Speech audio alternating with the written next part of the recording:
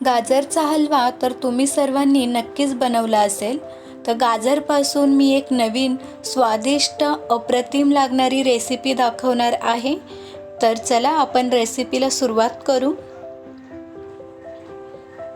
नमस्कार, मी रेखा आणि रेखास cake and recipe चॅनलमध्ये तुम्हा सर्वांचे खूप खूप मनापासून स्वागत करते. अर्धा किलो गाजर घेतले आहेत. गाजरची साल काढून घेऊ. आता गाजरचा सीझन चालू आहे तर मार्केटमध्ये फ्रेश गाजर आलेले आहेत.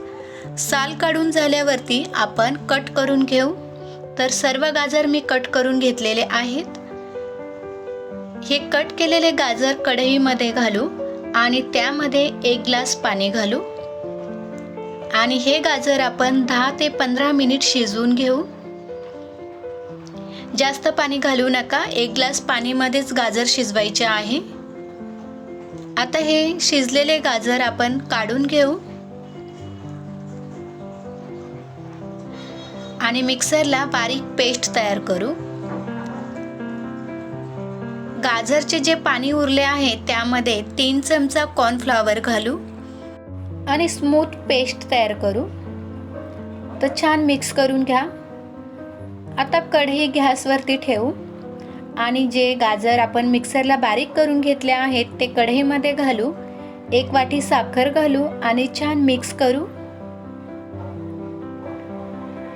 आता त्यामध्ये कॉर्नफ्लॉवरचे पाणी घालू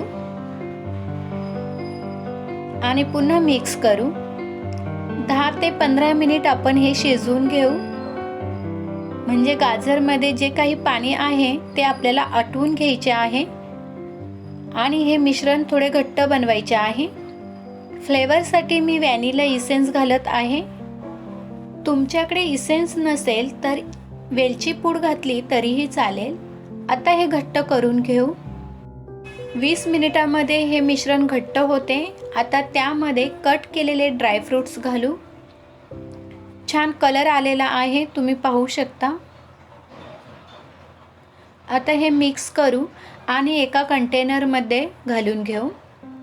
याला तुम्ही कॅरेट जेलीही बोलू शकता. आता हे सर्व मिश्रण मी एका डब्यामध्ये घालून घेते आणि स्प्रेड करून घेते. तर आपल्याला वडी तयार करायची आहे त्यामुळे मी जास्त स्प्रेड केलेले नाही. एका साईडला ते लावून घेतले आहे.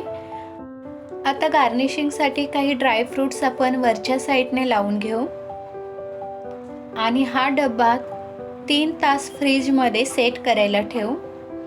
3 तासानंतर आपली कॅरेट जेली सेट झालेली आहे. तर मी कट करून दाखवते. तुम्ही पाहू शकता एकदम इझिली कट होत आहे आणि एकदम सॉफ्ट झालेली आहे. तर कॅरेट जेली आपली तयार आहे. आपण एका प्लेटमध्ये सर्व करू. आय होप तुम्हाला रेसिपी आवडली असेल. नक्की बनवून पहा आणि मला फीडबॅक द्यायला विसरू नका. चॅनलवर नवीन असाल तर सबस्क्राईब करा. बाजूला बेल आयकॉन आहे ते देखील क्लिक करा. पुन्हा भेटू अशाच एका नवीन रेसिपीमध्ये. तोपर्यंत स्वस्त रहा, मस्त खा आणि खात रहा. Bye bye.